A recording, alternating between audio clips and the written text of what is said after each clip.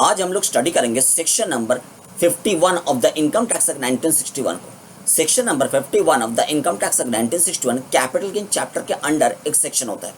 Capital gain chapter जो basically start होता है सेक्शन नंबर 45 में और जाके एंड होता है सेक्शन नंबर 55A में, उसके अंडर 51 भी एक सेक्शन होता है। सेक्शन नंबर 51 बात करता है एडवांस मनी रिसिप्ट को लेकर, मतलब इन the course of negotiation of transfer of a capital asset, in the course of negotiation of transfer of a capital asset, अगर एडवांस मनी रिसीव हुआ है बट बाद में वो कैपिटल एसेट ट्रांसफर करने का नेगोशिएशन फेल हो गया, कोई एक कैपिटल एसेट ट्रांसफर करने के लिए जो नेगोशिएशन चल रहा था वो नेगोशिएशन के रेस्पेक्ट में कोई एडवांस मनी रिसीव हुआ था और बाद में वो नेगोशिएशन फेल हो गया और वो एडवांस मनी फॉरफिटेड हो गया, तो ये एडवांस मनी जो रिसिप्ट हुआ था एंड बाद में फॉरफिटेड हो रहा है, इसका टैक्स ट्रीटमेंट को लेकर सेक्शन 51 बात करता है। ये सब्जेक्ट मैटर है, क्लियर। हम आगे जाके इसको डेप्थ एनालिसिस करेंगे। सेक्शन नंबर 51 का जो प्रेजेंटेशन हमने आपके सामने स्टडी मटेरियल में किया है वो बेसिकली एनालिसिस है, मतलब यहाँ पे सेक्शन 51 का बेयर प्रोविजन हमने कोट नहीं किया है, सीधा एनालिसिस को कोट किया है, क्लियर। बेयर प्रोविजन को कोट नहीं किया है, हम बेयर प्रोविजन भी स्टडी करेंगे। सबसे पहले सेक्शन 51 का बेसिक बैकग्राउंड को तैयार करता है, मतलब सेक्शन 51 इंट्रोड्यूस्ड होने के पीछे लॉजिक क्या था, बेसिक बैकग्राउंड क्या था वो डिस्कस करेंगे। आइए सेक्शन 51 का इंट्रोड्यूस्ड होने के पीछे का लॉजिक को एक बार स्टडी कर लेते हैं। 51 इंट्रोड्यूस्ड होने के पीछे लॉजिक क्या था। मानो कि मिस्टर एक्स नाम का एक एसएससी है, मिस्टर एक्स नाम का एक एसएससी है और मिस्टर एक्स ने 2002-3 प्रीवियस ईयर में 2002-3 प्रीवियस ईयर में एक्वायर किया है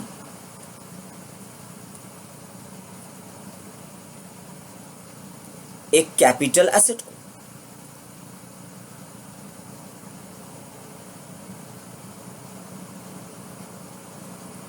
टू थ्री प्रीवियस ईयर में कैपिटल एसेट एक्वायर किया मिस्टर एक्स ने। एक्विजिशन का मोड क्या था, हम आपको बता रहे हैं एक्विजिशन का मोड था परचेज, मतलब मिस्टर एक्स 2002-3 प्रीवियस ईयर में एक्वायर किया एक capital asset by way of purchase at a price of rupees, price हम आपको दे रहे हैं 1,20,000। तो 1,20,000 प्राइस पे मिस्टर एक्स ने कैपिटल एसेट एक्वायर किया है bye way of purchase in the previous year 2002-3। बात यहाँ तक क्लियर हो गया। कौन सा कैपिटल एसेट, कोई भी कैपिटल एसेट, मतलब जो भी एसेट सेक्शन 2 क्लास 14 में फॉल करता है। सेक्शन 2 क्लास 14 क्या होता है, कैपिटल एसेट का डेफिनेशन। तो जो भी एसेट सेक्शन 2 क्लास 14 में फॉल करता है उसमें से कोई भी एक एसेट। बात क्लियर है। नाउ अभी मिस्टर एक्स ने निर्णय लिया है वही एसेट को ट्रांसफर करने का इन दी प्रीवियस ईयर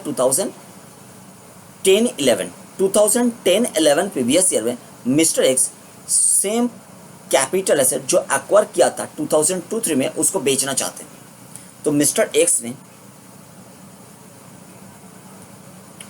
2010-11 में निर्णय लिया है वो कैपिटल एसेट जो 2002-3 में एक्वायर किया गया था उसको ट्रांसफर करने का, बेचने का। तो निर्णय को एग्जीक्यूट करने के लिए सबसे पहला कदम जो उन्होंने उठाया, उन्होंने कैपिटल एसेट का एडवर्टाइजमेंट किया है, मतलब उन्होंने एडवर्टाइजमेंट पब्लिश किया है कि such and such capital asset उनके पास है और वो such and such capital asset को बेचना चाहते हैं सच एंड सच प्राइस में, मतलब कैपिटल एसेट का स्पेसिफिकेशन साथ साथ कितना पैसे में बेचना चाहते हैं कोटेड प्राइस पब्लिश किया है। मिस्टर एक्स ने 2010-11 में वो कैपिटल एसेट जो 2002-3 में एक्वायर किया गया था उसका स्पेसिफिकेशन एंड उनका कोटेड प्राइस कितना में वो ट्रांसफर करना चाहते वो पब्लिश किया है कि इंटेंडेड बायर लोग खरीदना चाहते तो आके कैपिटल एसेट को एग्जामिन कर सकते हैं। अच्छा, कितना में वो बेचना चाहते, वो बेचना चाहते 5 लाख में। मिस्टर एक्स ने डिसीजन लिया है 2010-11 में कि वो ट्रांसफर करना चाहते थे, विलिंग टू ट्रांसफर। ट्रांसफर का मोड क्या होगा, सेल। जैसे एक्विजिशन का मोड था परचेज, यहाँ पर ट्रांसफर का मोड क्या है, sale. Willing to transfer such capital asset, such मतलब वही जो 2002-3 में एक्वायर किया गया था। Willing to transfer such capital asset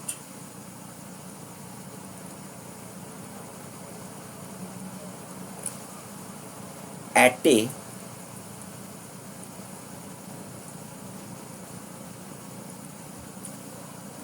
eight the rate ₹5 lakh.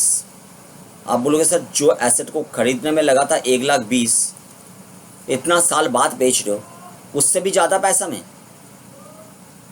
ये पॉसिबल है? क्यों नहीं पॉसिबल है? अगर लैंड खरीदा था आपने तो लैंड का तो हमेशा अप्रिसिएशन ही होता है। 1,20,000 में लैंड खरीदा था, 10-11 में वो लैंड 5 लाख में बेचना पॉसिबल नहीं है। तो क्लियर? तो मिस्टर एक्स ने 2002-03 में जो कैपिटल एसेट को एक्वायर किया था by purchase at a price of ₹1,20,000, वही कैपिटल एसेट को बेचना चाहते हैं 10-11 में at a price of ₹5 lakh. बहुत सारा इंटेंडेड बायर, मतलब इंटरेस्टेड पर्सन, इंटेंडेड बायर आया है, विजिट किया है, कैपिटल एसेट को एग्जामिन किया है, बट इतना सारा इंटेंडेड बायर विजिट करने के बाद एक इंटेंडेड बायर इंटरेस्टेड हुआ यही पर्टिकुलर एसेट को खरीदने के लिए। उनको कैपिटल एसेट एग्जामिन करने में कैपिटल एसेट को भी साउंड लगा, मतलब कैपिटल एसेट उनको पसंद आया और साथ साथ उसका कोटेड प्राइस भी पसंद आया। उनके पहले जितना भी इंटेंडेड बायर आया था उनको इधर तो एसेट पसंद आया बट प्राइस पसंद नहीं आया, किसी को प्राइस पसंद आया तो एसेट पसंद नहीं आया। तो एक पर्सन है जिनको एसेट भी पसंद आया, प्राइस भी पसंद आया, बट उनके पास पूरा 5 लाख रुपया था नहीं। तो उन्होंने बताया मिस्टर एक्स को कि मेरा पास 20,000 रुपया है, अब 20,000 रुपया को एज ए एडवांस मनी रख दो। एडवांस मनी आप 20,000 रुपया आपके पास रखो और मेरा साथ एक एग्रीमेंट टू सेल में एंटर कर जाओ कि आपने 20,000 रिसिप्ट किया है इस कैपिटल एसेट का ट्रांसफर के रेस्पेक्ट में, बट आपने ट्रांसफर अभी तक किया नहीं। ट्रांसफर अब फ्यूचर में करेंगे जब बैलेंस मनी आपको मिल जाएगा। मतलब आपको मैंने 20,000 दिया है और बैलेंस 4,80,000 एक महीना के अंदर लेकर आएंगे और आपको पेमेंट करेंगे। जैसे ही 4,80,000 आपको मिल जाएगा आप कैपिटल एसेट का ओनरशिप मेरे नाम पर ट्रांसफर कर देंगे। यही बता रहे वो इंटेंडेड बायर जो खरीदना चाहते हैं। क्लियर? मतलब 20,000 देने में एक एग्रीमेंट टू सेल साइन होगा। एग्रीमेंट टू सेल का मतलब क्या होता है? एग्रीमेंट टू सेल के थ्रू एसेट का ओनरशिप ट्रांसफर नहीं होता है। एग्रीमेंट टू सेल के थ्रू दोनों पार्टीज ने एग्री करते हैं कि फ्यूचर में जाके कुछ टर्म्स एंड कंडीशन फुलफिल होने में एसेट का ओनरशिप ट्रांसफर होगा। और फ्यूचर टर्म्स एंड कंडीशन क्या है? एक महीने के अंदर 4,80,000 को लेकर आना पड़ेगा वो इंटेंडेड बायर को। जैसे वो एक महीने के अंदर 4,80,000 लेकर आएंगे तो मिस्टर एक्स क्या करेंगे, वो इंटेंडेड बायर के नाम पे फेवर पे ट्रांसफर कर देंगे कैपिटल एसेट का ओनरशिप को। यही बात है। क्लियर? तो अभी 20,000 का लेना देना हो रहा है, 20,000 का ट्रांजेक्शन हो रहा है, ऐसे मान सकते हो टोकन मनी, मतलब एसेट बुक हो गया। तो अभी आज के डेट में मतलब 10-11 में अभी हम लोग हैं। 10-11 के डेट में क्या हो रहा है? 10-11 में जब एडवांस मनी रिसीव कर रहे हैं मिस्टर एक्स, उस टाइम में एग्रीमेंट टू सेल में एंटर करें और बात है कि एक महीने के अंदर 4,80,000 इंटेंडेड बायर लेकर आएंगे और उस दिन में हम लोग मतलब मिस्टर एक्स एंड वो इंटेंडेड बायर क्या करेंगे, सेल डीड में साइन करेंगे। सेल डीड के थ्रू ओनरशिप ट्रांसफर हो जाएगा। बात यहाँ क्लियर है? तो 20,000 लेना देना हो रहा है एग्रीमेंट टू सेल के थ्रू और ओनरशिप ट्रांसफर होगा सेल डीड के थ्रू। बट वो एग्रीमेंट टू सेल में ऐसा भी एक क्लॉज है कि अगर एक महीना के अंदर वो 4,80,000 लेकर नहीं आ पाएंगे इंटेंडेड बायर तो मिस्टर एक्स उसका दिया हुआ एडवांस मनी 20,000 को फॉरफिट कर लेंगे, क्योंकि मिस्टर एक्स का हक बनता है वो 20,000 फॉरफिट करने का। क्योंकि मिस्टर एक्स का भी तो डिले हो जाएगा ना। मिस्टर एक्स सोचा था कि 5 लाख रुपया उनको मिल जाएगा एक महीने के अंदर, फिर वो उसका भी तो कुछ प्लानिंग किया था, वो प्लानिंग का भी तो एग्जीक्यूशन डिले हो जाएगा। बात समझ में आ रहा है? तो उसका हक बनता है ये 20,000 को फॉरफिट करने का। तो वही एग्रीमेंट में लिखा हुआ था और वही हुआ है। मतलब एक महीने के अंदर 4,80,000 लेकर नहीं आ पाया इंटेंडेड बायर तो क्या हो गया, उनका दिया हुआ 20,000 फॉरफिटेड हो गया। वही हम लिख रहे हैं, देखो advance money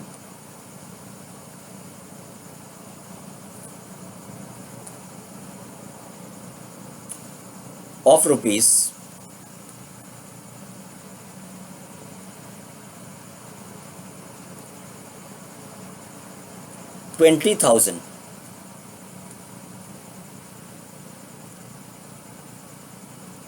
received and forfeited. Clear? फिर मिस्टर एक्स ने अपना निर्णय चेंज किया, सोचा भी नहीं बेचेंगे। 2010-11 में ट्रांजैक्शन एग्जीक्यूट नहीं हुआ है, 10-11 में हम नहीं बेचेंगे, आगे जाके कभी बेचेंगे ज़रूरत पड़ेगा तो, अभी चलो मैनेज कर लेते। उन्होंने जो प्लानिंग किया था प्लानिंग को चेंज किया। उन्होंने 10-11 में बेचने के लिए जो डिसीजन लिया था वो डिसीजन को उन्होंने वहीं छोड़ दिया। तो क्या हो गया, अभी फिर बातचीत नहीं चलेगा एसेट ट्रांसफ़र होने का। फिर 2019-20 आया, 2019-20 प्रीवियस ईयर में मिस्टर एक्स ने फिर से डिसीजन लिया एसेट ट्रांसफर करने का, और इस बार एसेट ट्रांसफर भी हो गया। 19-20 में एसेट ट्रांसफर हो गया by way of cell.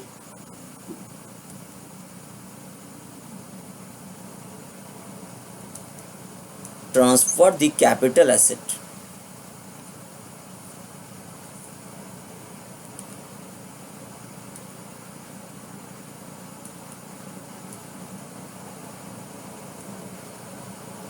Eight lakhs में उन्होंने कैपिटल एसेट को ट्रांसफर कर दिया। बात समझ में आ रहा है? 8 लाख रुपया में कैपिटल एसेट को ट्रांसफर कर दिया मिस्टर एक्स ने 19-20 प्रीवियस ईयर में।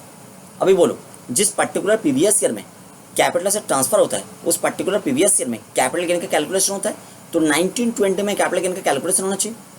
कैलकुलेशन में आप क्या करते हो बताओ? कैलकुलेशन में आप फुल वैल्यू ऑफ कंसिडरेशन से लेस करते हो।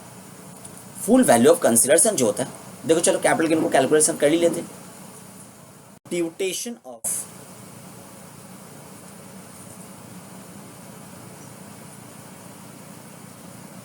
किस चीज का computation? Capital gain. Which type of capital gain? दो टाइप का कैपिटल गेन होता है ना, long term, short term. Long term capital से ट्रांसफर करने में जो कैपिटल गेन अराइज करते हैं उसको बोलते हैं long term capital gain. Short term capital से ट्रांसफर करने में जो कैपिटल गेन अराइज करते हैं उसको बोलते हैं शॉर्ट टर्म कैपिटल गेन। तो मेरा उदाहरण में कौन सा कैपिटल गेन अराइज कर रहे हैं, लॉन्ग टर्म की शॉर्ट टर्म? सबसे पहले आपको देखना पड़ेगा एसेट कौन सा टाइप का था, लॉन्ग टर्म की शॉर्ट टर्म। आप बोलोगे एसेट का टाइप पता करने के पहले देखना पड़ेगा एसेट कौन सा नेचर का था। मतलब वेरी गुड, आपने सही आइडेंटिफाई किया। हमने आपको एसेट का नेचर नहीं बताया, फिर भी आप कैलकुलेट कर पाओगे। एसेट का नेचर नहीं भी बताया फिर भी आप कैलकुलेट कर पाओगे। देखो हम आपको बता रहे, बताइए मुझे शॉर्ट टर्म कैपिटल एसेट का डेफिनेशन कहाँ रहता है? आप बोलोगे sir short term capital asset का जो डेफिनेशन होता है वो रहता है section 2 clause 42A of the income tax act 1961 में। Very good. Long term capital asset का डेफिनेशन कहाँ रहता है? आप बोलोगे sir long term capital asset का डेफिनेशन रहता है section 2 clause 29A of the income tax act 1961 में। और लॉन्ग टर्म कैपिटल एसेट का डेफिनेशन को अगर स्टडी करेंगे तो पता चलेगा जो सारा capital asset short term category का नहीं है वही लॉन्ग टर्म कैपिटल एसेट। मतलब जो सारा capital asset section 2 clause 42A में कवर नहीं हो रहे वही है सेक्शन 2 क्लॉज 29A का लॉन्ग टर्म कैपिटल एसेट। इसका मतलब लॉन्ग टर्म कैपिटल एसेट का डेफिनेशन स्टडी करने का जरूरत ही नहीं है। Long term capital asset study करने का जरूरत ही नहीं है। जो सारा capital asset short term capital asset नहीं है वही लॉन्ग टर्म कैपिटल एसेट है, तो स्टडी करेंगे शॉर्ट टर्म कैपिटल एसेट को। क्लियर? तो इसको स्टडी करने का जरूरत नहीं है। और शॉर्ट टर्म कैपिटल एसेट का जो डेफिनेशन है वो तैयार किया हुआ है पीरियड ऑफ होल्डिंग के ऊपर बेस्ड करके, पीरियड ऑफ होल्डिंग के ऊपर बेस्ड करके। और पीरियड ऑफ होल्डिंग 3 टाइप का होता है, कुछ एसेट के लिए 12 महीने, कुछ एसेट के लिए 24 मंथ्स, कुछ एसेट के लिए 36 मंथ्स। मतलब कुछ पर्टिकुलर एसेट से जो सारा एसेट के लिए 12 महीना का पीरियड ऑफ होल्डिंग स्पेसिफाई किया गया। अगर 12 महीना तक होल्ड करेंगे तो शॉर्ट टर्म है, उससे ज़्यादा होल्ड करेंगे तो लॉन्ग टर्म है।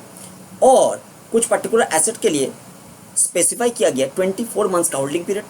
अगर 24 मंथ्स तक होल्ड करेंगे, 24 मंथ्स तक वो सारा कैपिटल एसेट को होल्ड करेंगे तो वो है शॉर्ट टर्म। 24 मंथ से ज़्यादा होल्ड करेंगे तो वो जगह लॉन्ग टर्म। और जो 12 महीना 24 मंथ्स में फॉल नहीं कर रहे वो सारा कैपिटल एसेट के लिए होल्डिंग पीरियड है 36 मंथ्स। मतलब 36 मंथ्स तक होल्ड करेंगे तो शॉर्ट टर्म है, उससे ज़्यादा होल्ड करेंगे तो ऑब्वियसली वो सेक्शन 2 क्लॉज 29A में फॉल कर जाएगा, मतलब लॉन्ग टर्म बन जाएगा। और पीरियड ऑफ होल्डिंग कैलकुलेशन करने का जो तरीका है वो तरीका को एक्सप्लेन किया है explanation number 1।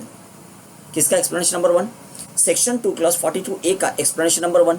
Section 2 clause 42A के नीचे 4 एक्सप्लेनेशन दिया है, उसमें एक्सप्लेनेशन नंबर 1 को लेकर बात कर रहे हैं। एक्सप्लेनेशन नंबर 1 जो है वो एक्सप्लेन करता है पीरियड ऑफ होल्डिंग कैलकुलेट करने का तरीका को। और एक्सप्लेनेशन 1 के नीचे 2 क्लॉज है, क्लॉज 1 क्लॉज 2, रोमन में दिया हुआ है, इंग्लिश में नहीं रोमन में। एक्सप्लेनेशन 1 इंग्लिश में है, एक्सप्लेनेशन 1 के नीचे 2 क्लॉज है, क्लॉज 1 क्लॉज 2 रोमन में है। क्लॉज 1 जो है उसके नीचे सब क्लॉजेस है A से HG तक। क्लॉज 1 के नीचे सब क्लॉजेस है A से HG तक। तो क्लॉज A से सब क्लॉज HG तक जितना भी सब क्लॉजेस है वो सारा सब क्लॉजेस में अलग अलग टाइप का कैपिटल एसेट का पीरियड ऑफ होल्डिंग कैलकुलेट करने का अलग अलग तरीका बताया गया है। क्लियर है?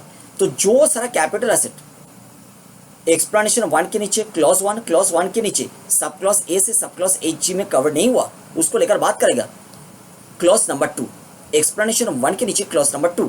तो एक्सप्लेनेशन 1 के नीचे जो क्लॉज नंबर 2 है वो बात करता है कि जो सारा कैपिटल एसेट एक्सप्लेनेशन 1 के नीचे क्लॉज 1 के नीचे सब क्लॉज ए से सब क्लॉज एच जी तक कवर नहीं हुआ, वो सारा कैपिटल एसेट का पीरियड ऑफ होल्डिंग कैलकुलेशन करने का तरीका, वो सारा कैपिटल एसेट का पीरियड ऑफ होल्डिंग कैलकुलेट करने का तरीका रूल में दिया गया है। ये बता रहा है क्लॉज नंबर 2, एक्सप्लेनेशन 1 का क्लॉज नंबर 2। बात समझ में आ गया? मतलब हम बताना चाहते हैं कि सेक्शन 2 क्लॉज 42A, इसके नीचे चार एक्सप्लेनेशन है, उसमें से एक्सप्लेनेशन 1 को लेकर हम लोग बात कर रहे हैं, एक्सप्लेनेशन 1। और एक्सप्लेनेशन 1 के नीचे बेसिकली 2 क्लॉज होता है,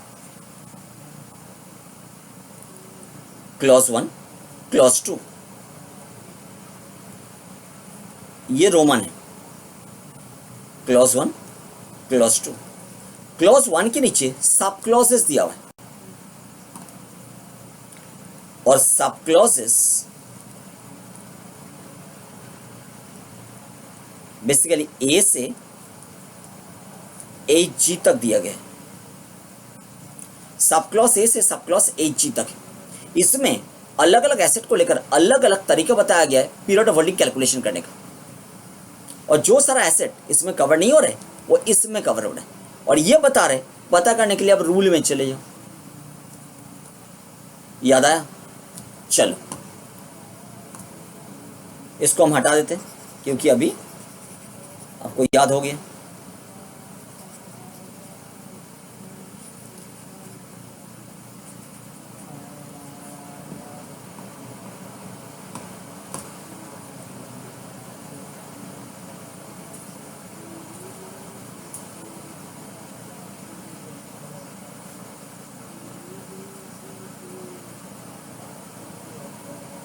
जो डिस्कस कर रहे थे उसमें आ जाओ,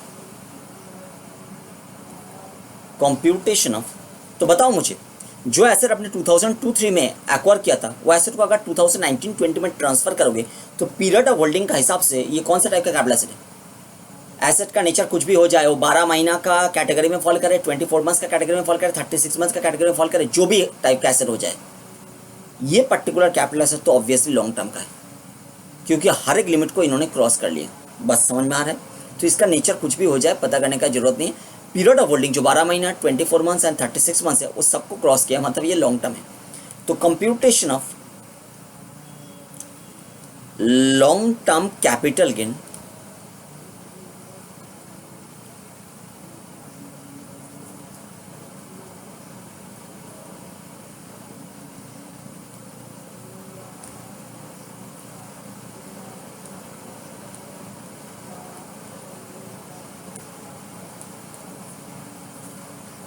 ऑफ मिस्टर एक्स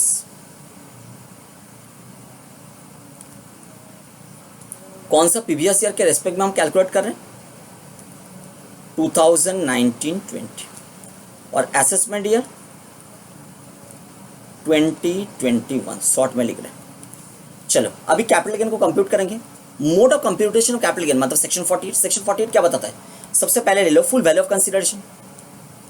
चलो फुल वैल्यू ऑफ कंसीडरेशन कितना है बताओ सर? जितना में एसेट को सेल किया गया है, कितना में एसेट को सेल किया गया? 8 लाख में। Very good, 8 lakh is full value of consideration. 8 lakh full value of consideration. Next बताइए, फुल वैल्यू ऑफ कंसीडरेशन से हम डिडक्ट करते हैं सेक्शन 48 का हिसाब से। क्या डिडक्शन लेते हैं?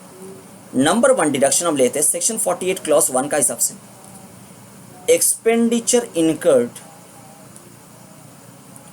wholly and exclusively in connection with such transfer as per section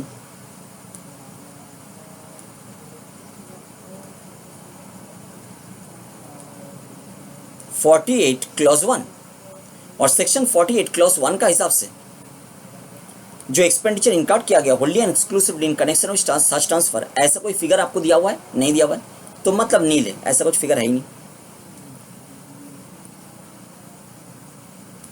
तो बैलेंसिंग फिगर जो है जिसको बताता है नेट कंसीडरेशन, वो हमने अराइव कर लिया।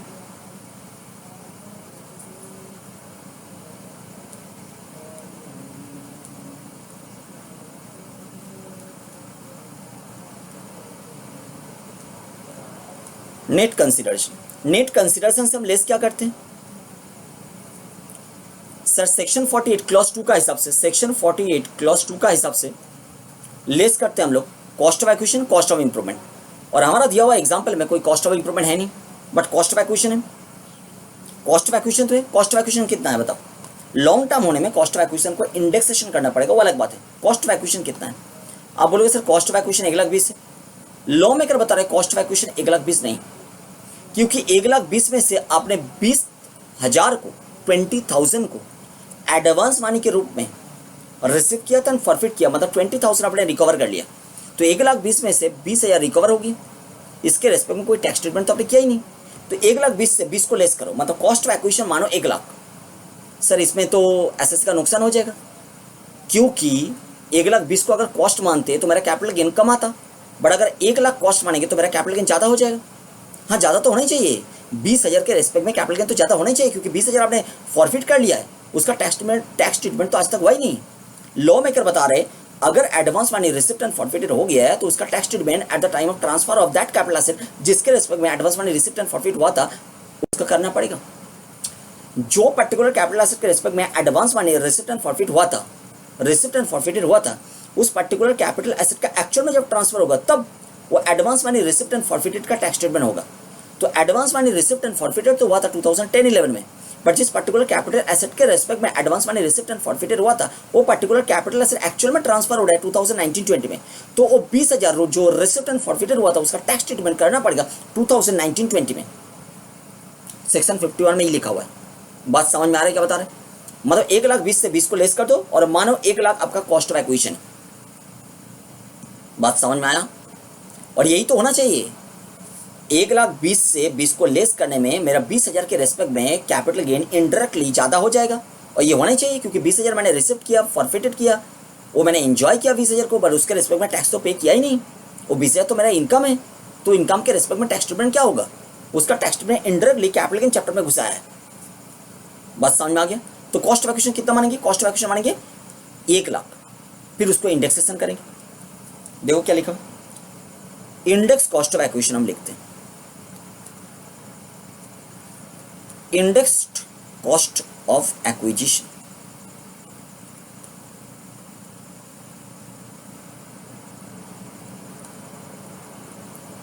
चलो इंडेक्स कॉस्ट ऑफ एक्विजिशन कैसे कैलकुलेट करोगे?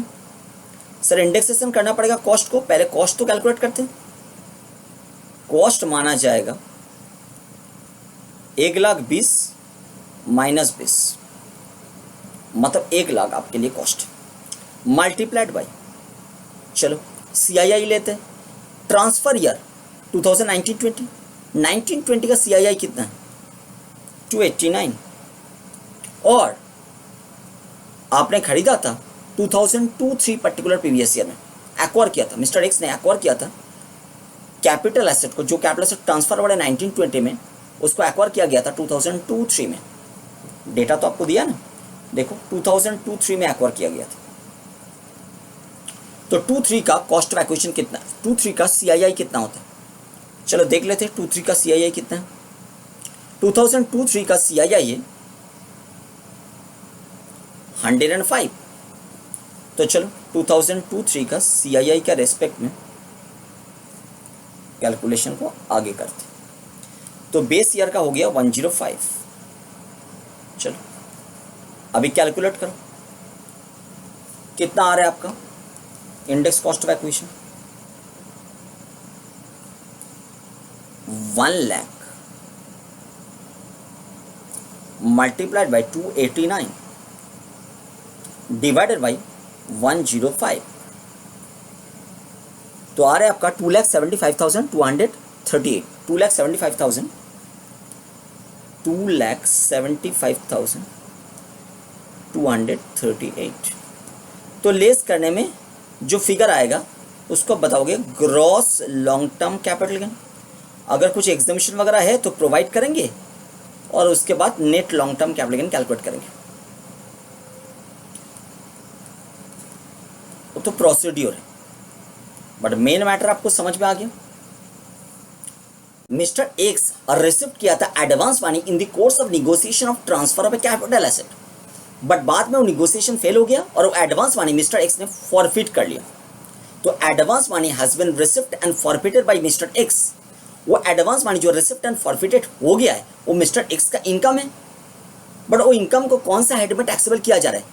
वो इनकम को टैक्सेबल नहीं किया जा रहा है जब तक जिस पर्टिकुलर कैपिटल एसेट के रेस्पेक्ट में advance money received and forfeited हुआ था वो कैपिटल एसेट को ट्रांसफर ना किया जाए। जब वो कैपिटल एसेट जिसके रेस्पेक्ट में advance money received and forfeited हुआ था उसको ट्रांसफर किया जा रहा है, उस टाइम में वो पर्टिकुलर कैपिटल एसेट का कॉस्ट ऑफ एक्विजिशन से वो advance money received and forfeited को हम लोग लेस कर रहे हैं, मतलब कॉस्ट ऑफ एक्विजिशन छोटा बन रहा है। अगर कॉस्ट ऑफ एक्विजिशन से हम advance money received and forfeited को लेस करेंगे तो कॉस्ट ऑफ एक्विजिशन छोटा हो जाएगा, और same full value of consideration से हम अगर छोटा कॉस्ट ऑफ एक्विजिशन को लेस करेंगे, जो कॉस्ट ऑफ एक्विजिशन लेस करना चाहिए था, मेरा केस में 1,20,000, हम 1,20,000 को लेस नहीं कर रहे हैं, हम 1,00,000 को लेस कर रहे हैं। अगर लॉन्ग टर्म है तो उसके रेस्पेक्ट में इंडेक्सेशन भी करना पड़ेगा, वो अलग बात है, बट हम छोटा कॉस्ट ऑफ एक्विजिशन को लेस कर रहे हैं same full value of consideration से।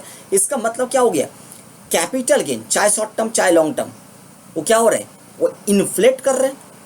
वो 20,000 के रेस्पेक्ट में जो 20,000 advance money received and forfeited हुआ था, तो बेसिकली जो advance money received and forfeited हुआ था उसको हम इनडायरेक्टली कैपिटल गेन हेड का इनकम बना दिया। बट कौन सा प्रीवियस ईयर में उसको कैपिटल गेन हेड का इनकम बना रहे? जो पर्टिकुलर प्रीवियस ईयर में वो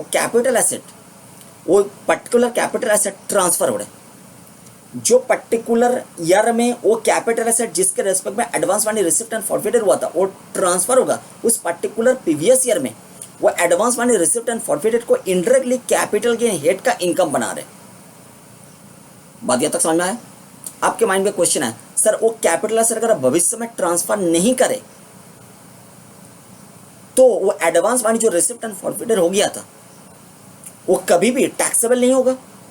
यस, अगर आपने वो advance money received and forfeited को advance money received and forfeited जिस कैपिटल एसेट के रेस्पेक्ट में हुआ था उस कैपिटल एसेट को कभी भी ट्रांसफर नहीं करोगे तो advance money received and forfeited जितना भी अमाउंट हो जाए उसके रेस्पेक्ट में आपको टैक्स पे नहीं करना पड़ेगा।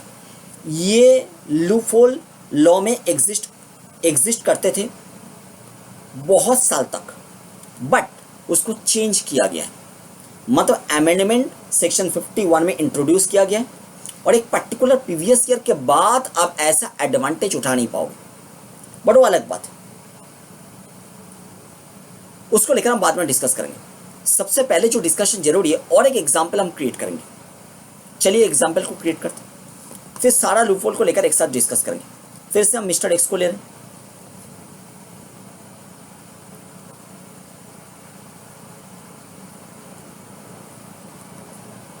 मिस्टर एक्स फिर से 2002-03 वही सेम ही डेटा ले रहे हैं।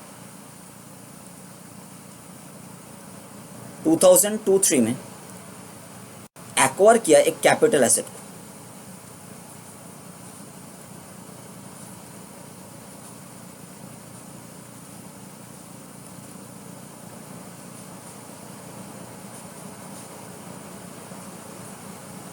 और कितना में कैपिटल एसेट एक्वायर किया?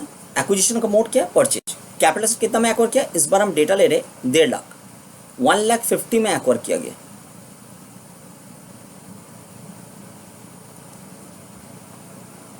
$1,50,000 में एक्वायर किया गया 2002-03 में। वही कैपिटल एसेट बेचने के लिए मिस्टर एक्स ने डिसीजन लिया था 2010-11 में, और एडवांस मनी रिसीव भी किया था, और बाद में बैलेंस अमाउंट को इंटेंडेड बायर लेकर नहीं आ पाया और मिस्टर एक्स ने फॉरफिट कर लिया था। तो advance money receipt and forfeited हम लिख रहे हैं।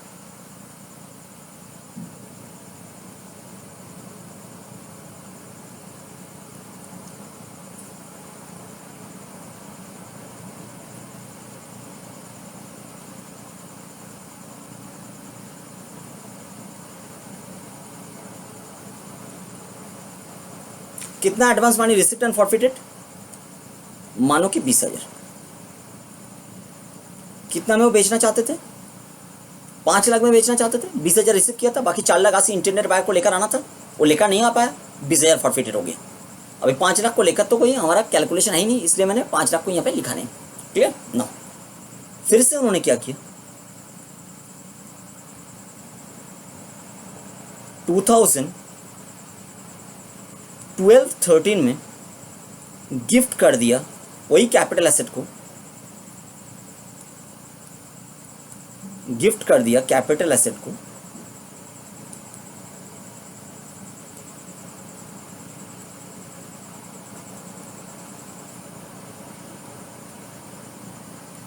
टू हिज सन, सन को गिफ्ट कर दिया। सन ने इसको बेचना चाहते थे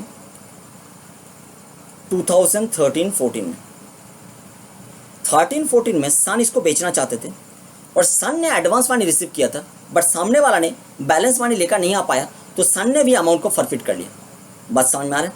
सन कितना फॉरफिट किया? Advance money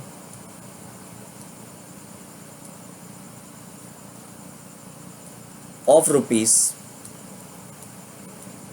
30,000 received and forfeited by son। फिर सन जाके 2019-20 प्रीवियस ईयर में कैपिटल एसेट को ट्रांसफर किया।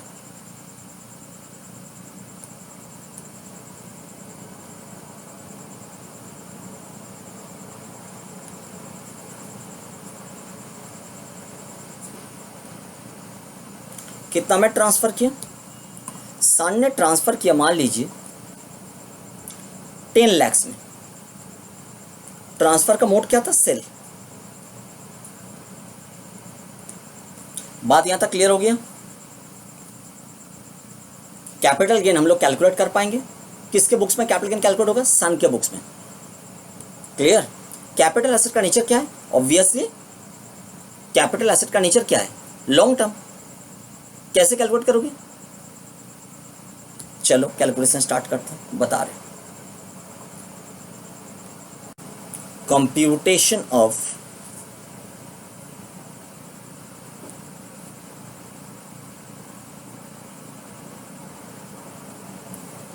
कैपिटल गेन, लॉन्ग टर्म की शॉर्ट टर्म हम ब्रैकेट में लिखेंगे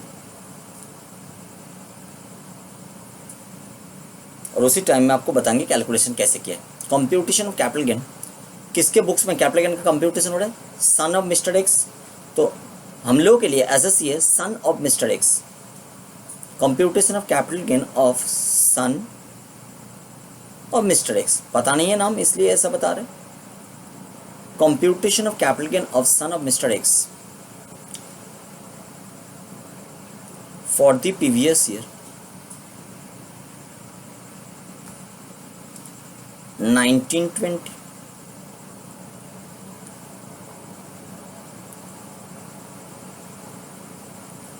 relating to the assessment year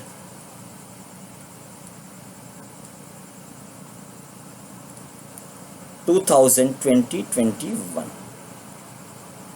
यहां तक बात क्लियर? ठीक।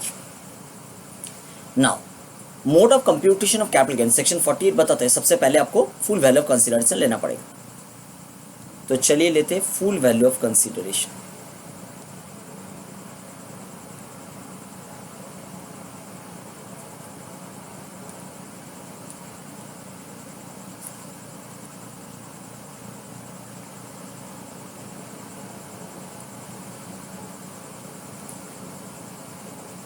फुल वैल्यू ऑफ कंसिडरेशन कितना? जितना में ट्रांजैक्शन किया गया है, एसेट को सेल किया गया है 10 lakh,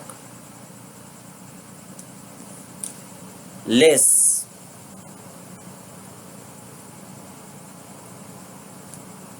expenditure incurred wholly and exclusively in connection with such transfer as per section 48 clause 1।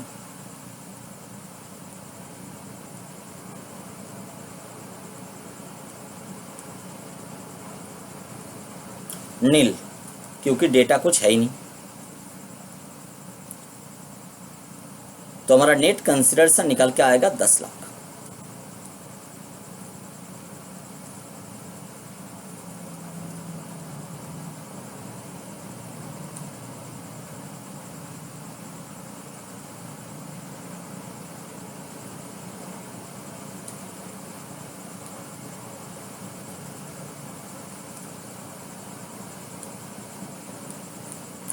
Net consideration 10 lakh. Next हम लोग लेस करेंगे सेक्शन 48 क्लॉज 2 का हिसाब से दो एलिमेंट को, cost of acquisition, cost of improvement.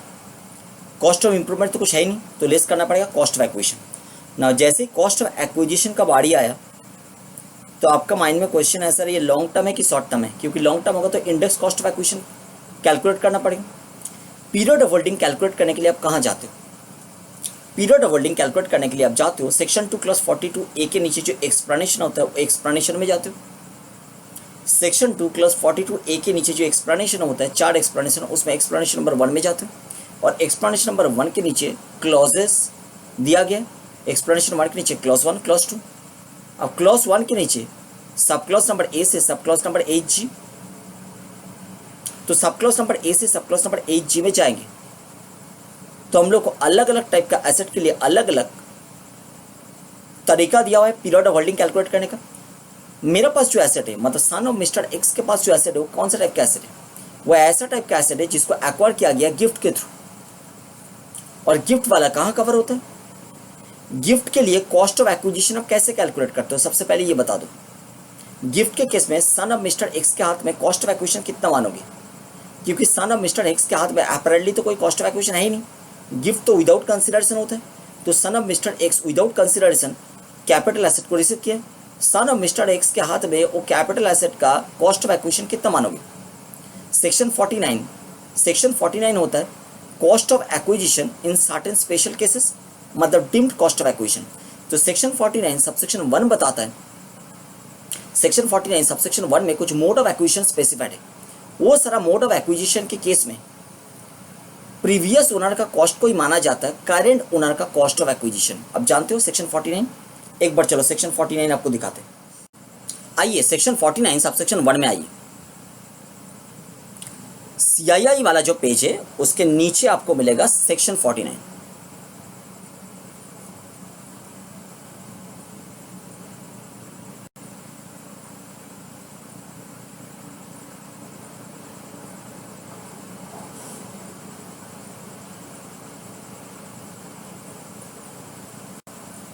This is section 49। Section 49 का heading देखिए, cost with reference to certain modes of acquisition. तो कुछ special modes of acquisition section 49 में रेफर किया गया। वो स्पेशल मोड ऑफ एक्विजिशन के थ्रू अगर कैपिटल एसेट एक्वायर किया गया तो वो सारा कैपिटल एसेट के रेस्पेक्ट में कॉस्ट को कैसे डिटरमाइन किया जाएगा उसके बारे में हम लोगों को गाइड करेंगे सेक्शन 49। सेक्शन 49 सबसेक्शन 1 क्लॉज 2 हम लोगों को फॉलो करना पड़ेगा। एग्जाम्पल मैंने जो क्रिएट किया है उस पर्पज के लिए। सेक्शन 49 सबसेक्शन 1 क्लॉज 2 क्या बता रहे हैं? Where the capital asset become the property of the assessee under a gift. कोई एक कैपिटल एसेट अगर कोई एक पर्सन का प्रॉपर्टी बन गया अंडर ए गिफ्ट, कोई एक कैपिटल एसेट कोई एक पर्सन का प्रॉपर्टी बना under a gift, where the capital asset became the property of the assessee under a gift, तो उस केस में वो कैपिटल एसेट का कॉस्ट ऑफ एक्विजिशन वो गिफ्ट होल्डर के लिए क्या माना जाएगा? क्योंकि जिन्होंने गिफ्ट रिसीव किया है उनके लिए कोई कॉस्ट है ही नहीं, गिफ्ट तो होता है विदाउट कंसिडरेशन। तो जिस पर्सन ने विदाउट कंसिडरेशन कोई ये कैपिटल एसेट को रिसीव किया है उनके लिए कॉस्ट क्या माना जाएगा? अपैरेंटली तो कॉस्ट कुछ है ही नहीं, बट उनके लिए कॉस्ट माना जाएगा। देखो लिखा हुआ है नीचे, the cost of acquisition of the asset shall be deemed to be the cost for which the previous owner of the property acquired it. तो प्रीवियस ओनर ने जितना कॉस्ट में एक्वायर्ड किया था वो पर्टिकुलर कैपिटल एसेट को वही माना जाएगा करंट ओनर का कॉस्ट। तो कोई एक particular capital asset became the property of the assessee under gift, तो एसेसी के लिए उसका कॉस्ट क्या माना जाएगा? एसेसी का मतलब करंट ओनर। तो करंट ओनर के पहले प्रीवियस ओनर ने जितना कॉस्ट में वो पर्टिकुलर कैपिटल एसेट को एक्वायर्ड किया था वही एसेसी के लिए मतलब करंट ओनर के लिए कॉस्ट ऑफ एक्विजिशन माना जाएगा। Section 49 subsection 1 clear? नाउ मेरा एग्जाम्पल को देखो, मेरा एग्जाम्पल में सन ऑफ मिस्टर एक्स मेरे लिए एसेसी है, मतलब करंट ओनर है। तो करंट ओनर का कॉस्ट कितना है? करंट ओनर ने एसेट को एक्वायर्ड किया था विदाउट एनी कंसिडरेशन, गिफ्ट के थ्रू एक्वायर्ड किया था। तो प्रीवियस ओनर का जो कॉस्ट है वही माना जाएगा करंट ओनर का कॉस्ट। प्रीवियस ओनर का कॉस्ट कितना है? प्रीवियस ओनर मतलब मिस्टर एक्स, मिस्टर एक्स के लिए कॉस्ट कितना है? 1.5 लाख। तो 1.5 लाख को ही माना जाएगा करंट ओनर मतलब सन ऑफ मिस्टर एक्स के लिए कॉस्ट। बट सेक्शन 51 ने बताया था कि अगर कोई कैपिटल एसेट के रिस्पेक्ट में advance money receipt and forfeited हुआ है तो कॉस्ट ऑफ एक्विजिशन माना जाएगा कॉस्ट से advance money receipt and forfeited less करने के बाद जो बैलेंसिंग फिगर रहते हैं वो बैलेंसिंग फिगर को, मतलब 1.5 लाख से advance money receipt and forfeited less करने के बाद जो बैलेंसिंग फिगर होगा वही बैलेंसिंग फिगर को माना जाएगा क्या, cost of acquisition for the purpose of computation of capital gain in the books of sun of mister x. बात यहां तक क्लियर है? तो बताओ मुझे advance money receipt and forfeited कितना हुआ है? आप बोलोगे सर मिस्टर एक्स ने advance money receipt and forfeit किया था 20,000 और सन ऑफ मिस्टर एक्स ने advance money receipt and forfeit किया है 30,000। टोटल में 50,000 का advance money receipt and forfeited हुआ है। बट सेक्शन 51 अगर स्टडी करोगे, सेक्शन 51 में लिखा हुआ था कि जो advance money receipt and forfeited किया है एसएससी ने वही लेस होगा, बाकी कुछ लेस नहीं होगा। मेरे केस में एसएससी कौन है? सन of mister x. Sun of mister X ने कितना advance money receipt and forfeit किया है?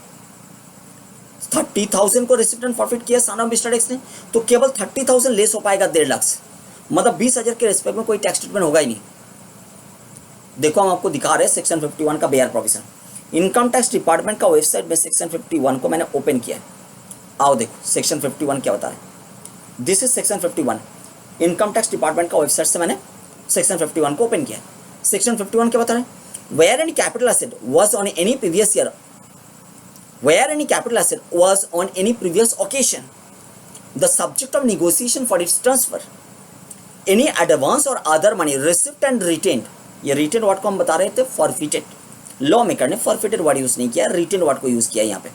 तो एडवांस और other money receipt and retained by the assessee, लिखा है बाय द एसएससी, मतलब हम लोगों के केस में son of mister x, in respect of such negotiation shall be deducted from the cost for which asset was acquired in computing the cost of acquisition। तो cost of acquisition compute करने के purpose में cost से advance money receipt and retained को less करना पड़ेगा अगर वो advance money receipt and retained SSC ने किया है। तो यहाँ पे आपको ध्यान देना है व्हाट एसएससी में। तो सन ऑफ मिस्टर एक्स ने कितना advance money receipt and retained किया है? वो तो केवल 30,000। तो 30,000 लेस होगा कॉस्ट से। कॉस्ट कितना है? प्रीवियस ओनर का जो कॉस्ट था वही करंट ओनर का कॉस्ट है। प्रीवियस ओनर का कॉस्ट था 1.5 लाख, करंट ओनर मतलब सन ऑफ मिस्टर एक्स का मतलब एसएससी का कॉस्ट है 1.5 लाख, बट 1.5 लाख से 30,000 को लेस करेंगे तो मतलब 1,20,000 हो जाएगा cost of acquisition in the hands of sun of mister x. तो आपको यहाँ पे एक लूपहोल दिखाई दिया कि अगर कोई एक पर्सन ने कोई एक कैपिटल एसेट के रेस्पेक्ट में एडवांस मनी रिसीव किया था और बाद में वो फॉरफिट भी हो गया है, वो कैपिटल एसेट अगर वो पर्सन खुद ट्रांसफर करेंगे बाद में, तो उनका कॉस्ट ऑफ एक्विजिशन का कैलकुलेशन में वो advance money receipt and forfeited less होता है, मतलब उनका कैपिटल गेन वो advance money receipt and forfeited के रेस्पेक्ट में इन्फ्लेट कर जाता है। इसको अवॉइड करने के लिए वो क्या कर सकते हैं? वो किसी को गिफ्ट कर सकते हैं। Advance money receipt and forfeited हो जाने के बाद जिस कैपिटल एसेट के रेस्पेक्ट में वो advance money receipt and forfeited हुआ था, वो कैपिटल एसेट को वो पर्सन ने किसको गिफ्ट कर देंगे? बेटा को, बेटी को, परिवार का कोई, फैमिली का कोई पर्सन को, और वो फैमिली मेंबर बाद में जाकर ट्रांसफर करेंगे।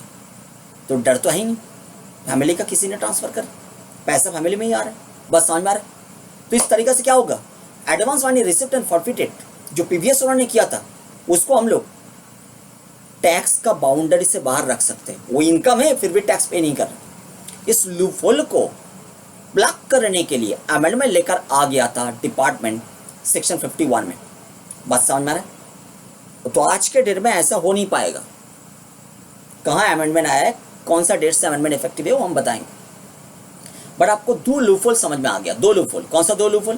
पहला लूपहोल क्या था? पहला लूपहोल था जिस कैपिटल एसेट के रिस्पेक्ट में advance money receipt and forfeited हुआ था, वो कैपिटल एसेट अगर भविष्य में कभी भी ट्रांसफर ना करे तो कभी भी वो advance money receipt and forfeited taxable नहीं हो रहे थे, टैक्स का बाउंड्री में वो आ ही नहीं रहे थे। सेकेंड, जो advance money receipt and forfeited हुआ था कैपिटल एसेट के रिस्पेक्ट में, वो कैपिटल एसेट जिन्होंने advance money receipt and forfeit किया था वो ट्रांसफर ना करके अगर वो किसी को गिफ्ट वगैरह कर दे और वो गिफ्ट होल्डर आगे जाकर ट्रांसफर करे, तो जो advance money receipt and forfeited हुआ था प्रीवियस ओनर के द्वारा वो टैक्स का बाउंड्री से बाहर रह जा रहा है। बस समझ में आ रहा नहीं आ रहा है?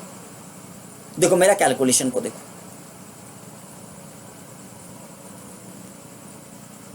तो बताओ यहां पे कॉस्ट ऑफ एक्विजिशन हम कितना लेंगे?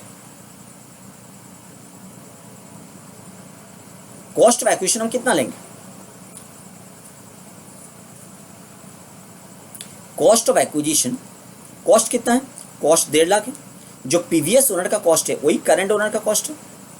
पीवीएस ओनर का कॉस्ट 1.5 लाख, करंट ओनर का भी 1.5 lakh, minus advance money receipt and forfeited by the assessee, मतलब सन ऑफ मिस्टर एक्स, वो कितना है? 30,000। तो कॉस्ट बन गया 1,20,000। बट इसको इंडेक्सेशन करे कि ना करे? पीरियड ऑफ होल्डिंग आप कहां से कहां तक लेंगे? सुनिए ध्यान से। पीरियड ऑफ होल्डिंग का कैलकुलेशन के लिए आपको जाना पड़ेगा सेक्शन 2 क्लास 42 ए के नीचे एक्सप्लेनेशन 1 में। आइए एक बार एक्सप्लेनेशन 1 में। सेक्शन 2 क्लास 42 ए,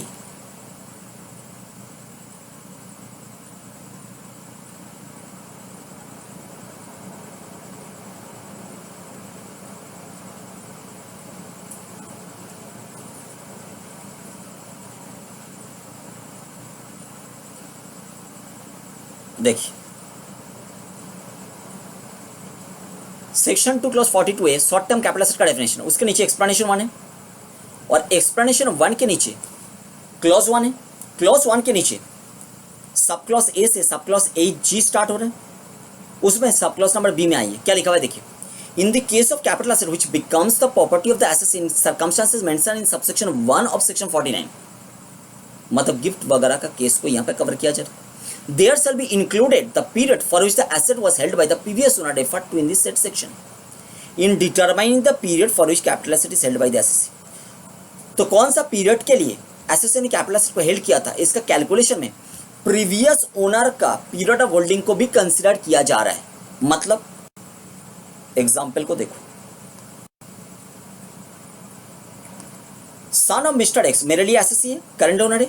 करंट ओनर ने गिफ्ट रिसीव किया था 12-13 में, तो यहां से यहां तक पीरियड ऑफ होल्डिंग आपको लग रहा है होना चाहिए, बट ये तो नहीं होगा।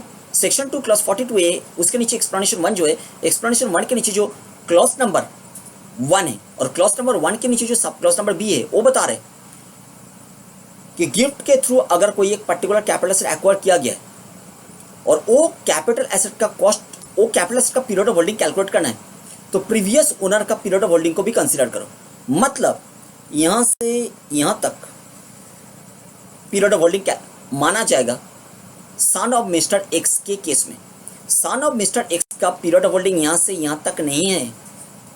सन ऑफ मिस्टर एक्स का पीरियड ऑफ होल्डिंग 2002-03 से 2019-20 तक है। बात यहां तक क्लियर है? मतलब एसेट कौन सा टाइप का एसेट बन गया? Long term capital asset. Good, आओ तो ब्रैकेट में हम लिख देते हैं long term capital asset. Computation of capital gain bracket में लॉन्ग टर्म। क्लियर? तो मतलब इंडेक्सेशन करना पड़ेगा, तो चलो लिखते हैं।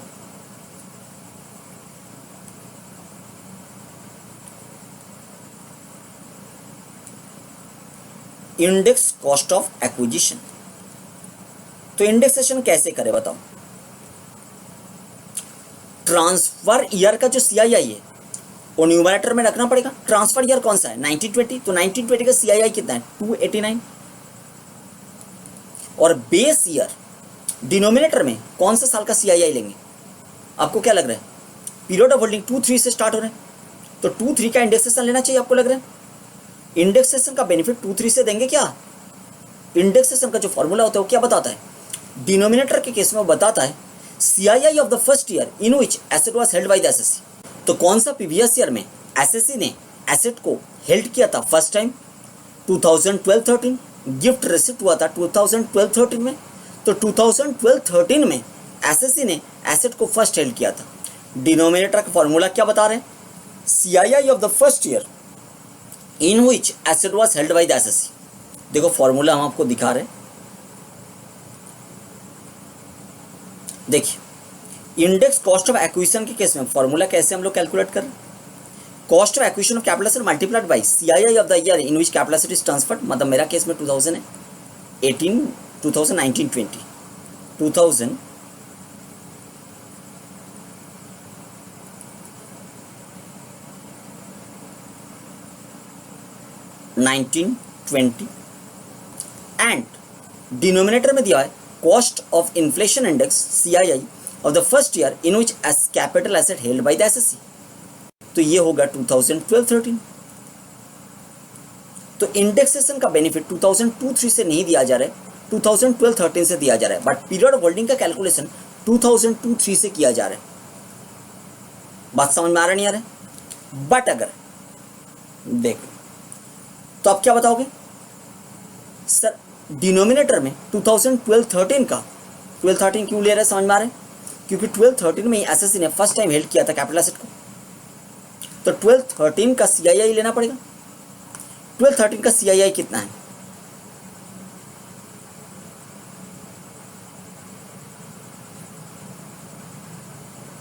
ट्वेल्व 13 का सीआईआई बता रहे 200, तो हम लोग को 200 लेना पड़ेगा, बेस में लेना पड़ेगा 200 को। बट अगर मंजुला जे शाह का जो केस था बॉम्बे हाई कोर्ट का जजमेंट, उसमें Bombay high court, honourable Bombay high court ने बताया था कि इंडेक्सेशन का बेनिफिट 2-3 से ही दिया जाएगा, मतलब पीरियड ऑफ होल्डिंग जहां से कैलकुलेशन स्टार्ट कर रहे हैं वहां से इंडेक्सेशन का बेनिफिट दिया जाएगा। तो ये बॉम्बे हाई कोर्ट का जजमेंट था, ऑनरेबल बॉम्बे हाई कोर्ट ने ऐसा जजमेंट दिया था। तो अगर ऑनरेबल बॉम्बे हाई कोर्ट का केस को अगर हम लोग फॉलो करेंगे तो हम लोग को यहाँ पे 12-13 का सीआईआई ना लेकर 2002-03 का सीआईआई लेना पड़ेगा। बात समझ में आ गया? तो अब यहाँ पे इंडेक्स कॉस्ट ऑफ एक्विजिशन जो भी है कैलकुलेट करके यहाँ पुट करोगे और फिर जो आएगा उसको हम बोलेंगे gross long term capital gain. बात क्लियर? बट ऐसा सिचुएशन कब तक प्रिवेल कर रहे थे, कब ऐसा सिचुएशन चेंज किया गया है, मतलब वो दो लूपहोल को कब प्लग किया गया? आओ बता दें। सबसे पहले आपको हम लेकर आएंगे एनालिसिस जो था उसमें।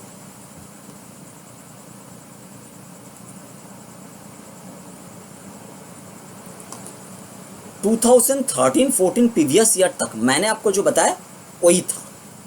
अभी तक जितना डिस्कशन किया है सर 13-14 प्रीवियस ईयर तक ऐसा था, बट आज क्यों डिस्कस कर रहे हैं? क्योंकि एग्जाम में पुराना डेटा भी दिया जा सकता है कि एसएससी ने ऐसा ऐसा किया था, 13-14 तक एडवांस मनी रिसीव हुआ था और वही कैपिटल एसेट को आपका एग्जाम वाला प्रीवियस ईयर में ट्रांसफर किया जा रहा है, तब तो एडवांस मनी क्या होगा? एडवांस मनी जो रिसिप्ट एंड फॉरफिटेड हुआ था 13-14 तक वो आज भी लेस होगा कॉस्ट ऑफ एक्विजिशन कैलकुलेशन में। जो advance money receipt and forfeited हुआ था 13-14 तक वो आज भी लेस होगा कॉस्ट ऑफ एक्विजिशन का कैलकुलेशन में। बात समझ में आ रहा है? अगर 13-14 के बाद कोई advance money receipt and forfeited किया गया है तो जैसे ही वो रिसिप्ट एंड फॉरफिटेड हुआ है उसको इनकम फ्रॉम अदर सोर्सेज में टैक्सेबल किया जाएगा अंडर सेक्शन 56 सबसेक्शन 2 क्लॉज 9। देखिए प्रीवियस ईयर 14-15 से अमेंडमेंट आया, लिखा हुआ है to overcome the scope of tax avoidance. जो लूपहोल का फायदा उठाया जा रहे थे वो काम को हम बोल सकते हैं टैक्स अवॉइडेंस। जो लोग लूपहोल का फायदा उठा के टैक्स बचा रहे थे, उन लोग जो काम कर रहे थे उन काम को हम बता सकते हैं टैक्स अवॉइडेंस। देखो टैक्स इवेशन अलग चीज, टैक्स अवॉइडेंस अलग चीज। टैक्स इवेशन का मतलब क्या होता है? आउटराइटली इलीगल, टैक्स का चोरी, आउटराइटली इलीगल। तो वहां पे लॉ का जो एडमिनिस्ट्रेटर है वो एक्शन ले पाते। बट अगर लूपहोल का फायदा उठाओगे तो लॉ का जो एडमिनिस्ट्रेटर है वो एक्शन नहीं ले पाते, क्योंकि लूपहोल है और आप लूपहोल का फायदा उठा रहे हो। तो लॉ का एडमिनिस्ट्रेटर को पता चल रहा है फिर भी वो कुछ नहीं कर पाते। ऐसा सिचुएशन को टैक्स अवॉइडेंस बोला जाता है। तो लूपहोल का फायदा उठाए जा रहे थे, इसलिए ऐसा काम को हम टैक्स इवेशन नहीं बोल सकते। टैक्स इवेशन का मतलब होता है आउटराइटली इलीगल, चोरी। ये आउटराइटली इलीगल नहीं था, क्लियर? ये लूपहोल का फायदा उठाए जा रहे थे, तो इसलिए ये था tax avoidance. To overcome the scope of tax avoidance amendment has been made to the extent with effect from 2014-15। 14-15 से अमेंडमेंट लेकर आ गया है उस लूपहोल को प्लग करने के पर्पस में। देखिए with effect from previous year 14-15 any sum of money receipt as an advance in the course of negotiation for transfer of a capital asset shall be taxable as income from other sources under section 56 subsection 2 clause 9 but कौन सा previous year में उसको taxable किया जाएगा? In the previous year in which advance money is forfeited. अगर advance money 14-15 and उसके बाद receive किया गया है, कोई एक कैपिटल एसेट का ट्रांसफर का निगोशिएशन के रेस्पेक्ट में, और बाद में वो कैपिटल एसेट का ट्रांसफर का निगोशिएशन फेल हो जाता है और वो एडवांस मनी फॉरफिटेड हो जाता है, तो जो पर्टिकुलर प्रीवियस ईयर में एडवांस मनी फॉरफिटेड हुआ है, उस पर्टिकुलर प्रीवियस ईयर में वो फॉरफिटेड एडवांस मनी को हम लोग टैक्सेबल कर देते under the head income from other sources as per section 56 subsection 2 clause 9। तो advance money receipt and forfeited होना चाहिए 14-15 एंड उसके बाद 14-15 एंड ऑनवर्ड, तब आएगा वो इनकम फ्रॉम अदर सोर्सेज का पार्लेंस में। नहीं तो वो जो पुराना ट्रीटमेंट हमने आपको सिखाया है कि at the time of transfer of that particular capital asset in respect of which advance money was received and forfeited up to the previous year 2013-14, cost of acquisition का जब कैलकुलेशन होगा उस कैपिटल एसेट का transfer करने का time में capital gain calculation purpose में, तब कॉस्ट ऑफ एक्विजिशन से हम लोग लेस करेंगे वो advance money received and forfeited up to previous year 2013-14। देखिए नीचे वही सब लिखा हुआ है हमने, tax treatment of advance money forfeited on failure of negotiation for transfer of capital asset. दो सेक्शन में हमने, दो सेक्शन को हमने लिया, सेक्शन 51 और दूसरा सेक्शन 56 सबसेक्शन 2 क्लॉज 9। पहले लिखा if advance money was received and forfeited on और आफ्टर 1 अप्रैल 2014, मतलब 2014-15 प्रीवियस ईयर से अगर advance money received and forfeited हुआ है तो क्या होगा? Advance forfeited to be taxed under section 56 subsection 2 clause 9 as income from other sources. और टैक्स लायबिलिटी अट्रैक्ट हो रहा है कब? Tax liability is attracted in the year of forfeiture of advance. जिस पर्टिकुलर प्रीवियस ईयर में वो advance money को forfeited किया जा रहा है, उस पर्टिकुलर प्रीवियस ईयर में वो एडवांस मनी जो फॉरफिटेड हुआ है वो टैक्सेबल हो रहा है। और अगर advance money receipt and forfeited किया गया है बिफोर 1 अप्रैल 2014, मतलब अप टू 2013-14 प्रीवियस ईयर, तो advance money forfeited to be deducted while determining the cost of acquisition for computing capital gain। और टैक्सेबिलिटी डिफर हो रहे थे, कब तक? Taxability is postponed to the year of actual transfer of capital asset. बात समझ में आ गया? चलो फाइनल एग्जाम्पल क्रिएट करते हैं।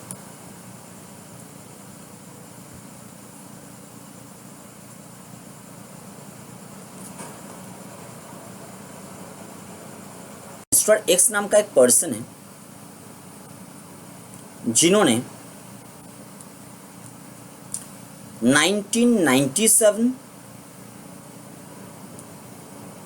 98 प्रीवियस ईयर में एक कैपिटल एसेट को एक्वायर किया था। एक्विजिशन का मोड क्या था? परचेज। 97, 98 प्रीवियस ईयर में मिस्टर एक्स ने कैपिटल एसेट को एक्वायर किया था by way of purchase at a price of rupees 1 lakh. 1 lakh रुपया में कैपिटल एसेट को एक्वायर किया था और वो 97, 98 वाला कैपिटल एसेट का फेयर मार्केट वैल्यू चल रहा था 1 अप्रैल 2001 के डेट पे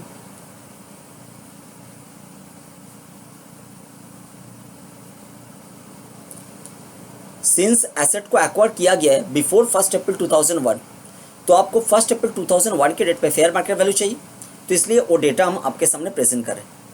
fair market value of that capital asset on 1 April 2001 was ₹1,50,000, मतलब 1.5 लाख। वही कैपिटल एसेट को मिस्टर एक्स ने बेचने के लिए डिसाइड किया है 2005-06 प्रीवियस ईयर में,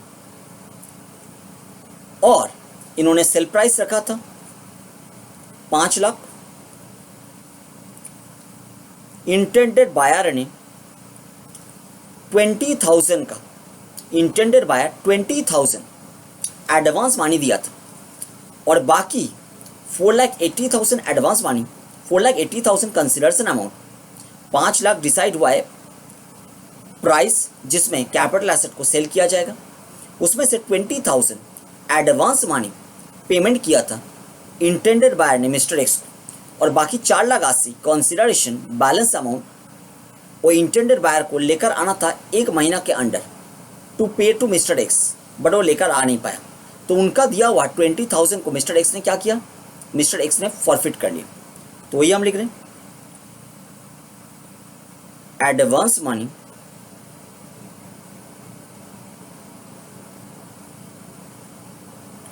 of rupees 20,000 received and forfeited।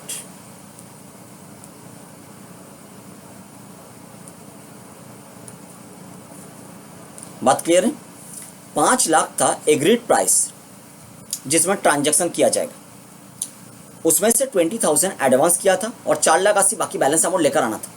वो लेकर आ नहीं पाया, तो मिस्टर एक्स ने इंटेंडेड बायर का दिया हुआ 20,000 को फॉरफिट कर लिया। बात यहां तक क्लियर? फिर क्या हुआ है, 2007-8 में जाके मिस्टर एक्स ने वो कैपिटल एसेट गिफ्ट कर दिया अपना सन को। क्यों किया है समझ में आ रहा है? ये 20,000 को टैक्स का स्कोप से बाहर रखने के लिए, तो गिफ्ट कर दिया था सन को 7-8 में। सन ने सेम प्रॉपर्टी को बेचने का कोशिश किया 2009-10 में, 9-10 प्रीवियस ईयर में बेचने का कोशिश किया और प्राइस डिसाइड किया था 6 लाख। 6 लाख में बेचने के लिए उन्होंने डिसीजन लिया था। कौन? सन ऑफ मिस्टर एक्स ने। इन्होंने डिसीजन लिया था कि 6 लाख में हम प्रॉपर्टी को बेचेंगे। इंटेंडेड बायर आया था और एडवांस मनी दिया था 30,000। ठीक है, तो हम लिख रहे हैं, बट बाकी बैलेंस अमाउंट जो लेकर आना था 5,70,000, 1 महीना के अंदर ऐसा डिसीजन हुआ था। एग्रीमेंट टू सेल जो एंटर किया गया था दोनों के बीच में, mister son of mister X and intended buyer के बीच में, son of mister X and intended buyer के बीच में जो एग्रीमेंट टू सेल एग्जीक्यूट हुआ था, उसमें लिखा हुआ था बाकी बैलेंस जो 5,70,000 है वो 1 महीने के अंदर लेकर आना होगा इंटेंडेड बायर को। बट इंटेंडेड बायर 1 महीने के अंदर लेकर आ नहीं पाया, तो as per the agreed terms and condition of the agreement to sell, mister X का सन ने इंटेंडेड बायर का दिया हुआ 30,000 को फॉरफिट कर लिया। तो यहाँ पे अभी जो बात चल रहा है, ये सारा काम कौन कर रहा है? सन ऑफ मिस्टर एक्स, क्योंकि वो ओनर बन गया। क्लियर? Very good. 2007-8 से ओनर बन गया सन ऑफ मिस्टर एक्स, उसके पहले तक ओनर था मिस्टर एक्स। तो 9-10 में क्या हुआ है? Advance money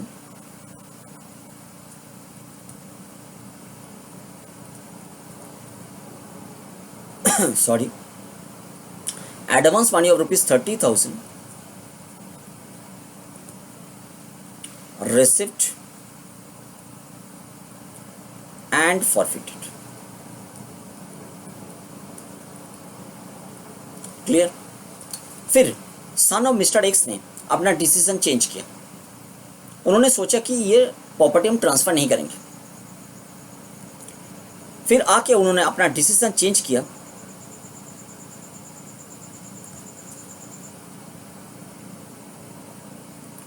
to 2015-16 previous year में इन्होंने फिर से प्रॉपर्टी बेचने के लिए डिस्कस करना स्टार्ट किया इंटेंडेड बायर लोगों के साथ। और एक बायर ने, इन्होंने प्राइस रखा था 15-16 में 8 लाख में प्रॉपर्टी ट्रांसफर करना चाहते थे। और एक इंटेंडेड बायर इनको एडवांस भी दे दिया था 50,000 का, 50,000 एडवांस दे दिया था। 1 महीने के अंदर बाकी 7,50,000 लेकर आना था वो इंटेंडेड बायर को, वो आ ले नहीं पाया। वो 7,50,000 लेकर आ नहीं पाया, तो क्या हो गया? उसका दिया हुआ 50,000 को सन ऑफ मिस्टर एक्स ने फॉरफिट कर लिया फिर से। तो हम लिख रहे हैं advance money, same story, advance money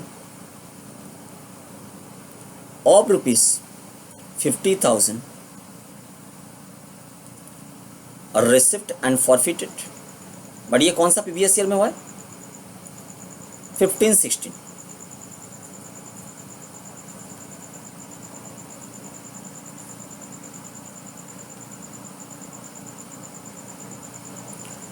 फिर सन ऑफ मिस्टर एक्स ने अपना डिसीजन चेंज किया उन्होंने सोचा नहीं बेचेंगे, 2 बार ट्राई किया, बेच नहीं पाया, अभी नहीं बेचेंगे, बाद में बेचेंगे।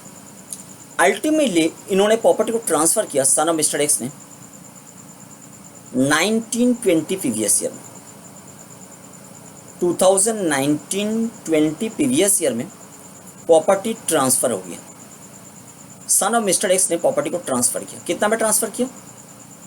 Eight a price of ₹12 lakh.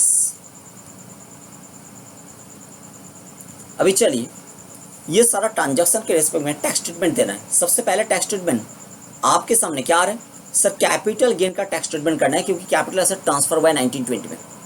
तो चलिए कैपिटल गेन का कंप्यूटेशन करते हैं। Computation of capital gain,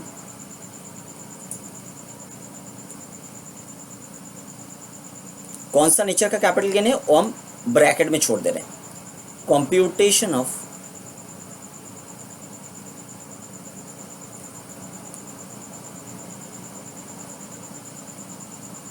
capital gain, long term की शॉर्ट टर्म ब्रैकेट में बाद में लिखेंगे डिसाइड करने के बाद कि एसेट कौन सा नेचर का है, लॉन्ग टर्म नेचर का है कि शॉर्ट टर्म नेचर का है। Computation of capital gain of sun of mister x, यही हमारा एसएससी है। मिस्टर एक्स का सन अभी हमारा एसएससी है। For the previous year 1920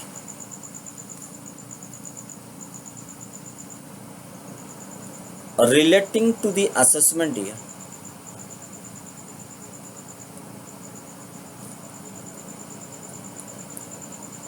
2020-21। बात क्लियर? अभी कैपिटल गेन को कंप्यूट करते हैं एज पर सेक्शन 48। तो 48 पर्पस के लिए सबसे पहले क्या लिखना है? Full value of consideration.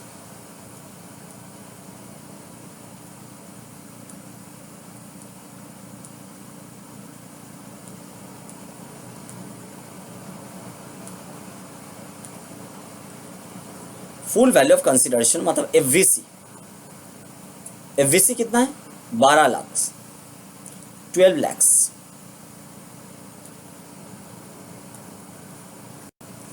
Less, क्या लेस करेंगे बताइए sir? Expenditure incurred wholly and exclusively in connection with such transfer as per section 48 clause 1। Very good. Nil है, कुछ फिगर है ही नहीं, तो नेट कंसिडरेशन अल्टीमेटली आ रहे हैं 12 लाख।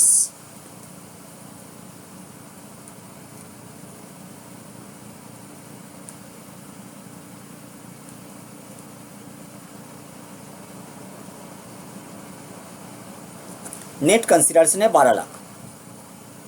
लेस, दो एलिमेंट लेस करने as per section 48 clause 2, cost of acquisition and cost of improvement. Cost of improvement है नहीं, उसको हटाओ। कॉस्ट ऑफ एक्विजिशन, बताओ मुझे कॉस्ट कितना है? सन ऑफ मिस्टर एक्स का कॉस्ट कितना है? मिस्टर एक्स ने प्रॉपर्टी को एक्वायर किया था 97-98 में। उसके बाद उन्होंने गिफ्ट किया प्रॉपर्टी को अपना सन को 2007-8 में। 7-8 में प्रॉपर्टी गिफ्ट किया था। वही प्रॉपर्टी जाके मिस्टर एक्स का सन ने ट्रांसफर किया 1920 में। सेक्शन 49 सबसेक्शन 1 क्या बताता है? सेक्शन 49 सबसेक्शन 1 बताता है कि सेक्शन 49 सबसेक्शन 1 में कुछ special mode of acquisition referred है। वो सारा स्पेशल मोड ऑफ एक्विजिशन के थ्रू अगर कोई कैपिटल एसेट किसी ने एक्वायर किया था तो वो सारा कैपिटल एसेट के रेस्पेक्ट में apparently cost of acquisition determine करना पॉसिबल नहीं होता है। ऐसा केसेस में सेक्शन 49 सबसेक्शन 1 तरीका बताएगा कॉस्ट ऑफ एक्विजिशन डिटरमाइन करने का। सेक्शन 49 सबसेक्शन 1 क्लॉज 2 में एक मोड ऑफ एक्विजिशन रेफर्ड है जो है गिफ्ट। तो अगर कोई एक कैपिटल एसेट कोई एक पर्सन का प्रॉपर्टी बना बाय वे ऑफ गिफ्ट, ऐसा केस में जिन्होंने गिफ्ट रिसीव किया उन्होंने तो कोई कंसिडरेशन पे किया नहीं, गिफ्ट विदाउट कंसिडरेशन होता है। तो ऐसे केस में वो कैपिटल एसेट जो गिफ्ट के थ्रू एक पर्सन ने रिसीव किया उसके लिए वो कैपिटल एसेट का कॉस्ट ऑफ एक्विजिशन क्या माना जाएगा? सेक्शन 49 सबसेक्शन 1 बताता है कि प्रीवियस ओनर का जो कॉस्ट है वही माना जाएगा करंट ओनर का कॉस्ट। मेरा यहाँ पे प्रीवियस ओनर कौन है? Mister x. और करंट ओनर कौन है? सन ऑफ मिस्टर एक्स। तो सन ऑफ मिस्टर एक्स के लिए वो पर्टिकुलर कैपिटल एसेट जिस कैपिटल एसेट को सन ऑफ मिस्टर एक्स ने गिफ्ट के थ्रू रिसीव किया, उसका अपैरेंटली कॉस्ट तो है ही नहीं। सन ऑफ मिस्टर एक्स ने जो कैपिटल एसेट को गिफ्ट के थ्रू रिसीव किया है, वो कैपिटल एसेट के रेस्पेक्ट में कोई कॉस्ट तो उनका बुक्स में है ही नहीं, क्योंकि गिफ्ट में कोई कंसिडरेशन होता नहीं। बट सेक्शन 49 सबसेक्शन 1 बता रहे प्रीवियस ओनर का जो कॉस्ट है वही माना जाएगा करंट ओनर का कॉस्ट। ऐसा सिचुएशन में मिस्टर एक्स का जो कॉस्ट है वही माना जाएगा सन ऑफ मिस्टर एक्स का कॉस्ट। मिस्टर एक्स का कॉस्ट कितना है? मिस्टर एक्स ने प्रॉपर्टी को एक्वायर किया था 97-98 में। 1 अप्रैल 2001 में वही पर्टिकुलर कैपिटल एसेट का जिसको मिस्टर एक्स ने एक्वायर किया था 97-98 में, उसका कॉस्ट था 1.5 लाख। मतलब 97-98 में मिस्टर एक्स ने जो कैपिटल एसेट को एक्वायर किया था जिसका कॉस्ट था 1 लाख, वही सेम कैपिटल एसेट का 1 अप्रैल 2001 के डेट में फेयर मार्केट वैल्यू था 1.5 लाख। तो मतलब कॉस्ट ऑफ एक्विजिशन के केस में हम लोग जानते हैं कि दोनों में जो हायर है उनको कॉस्ट ऑफ एक्विजिशन माना जाता है।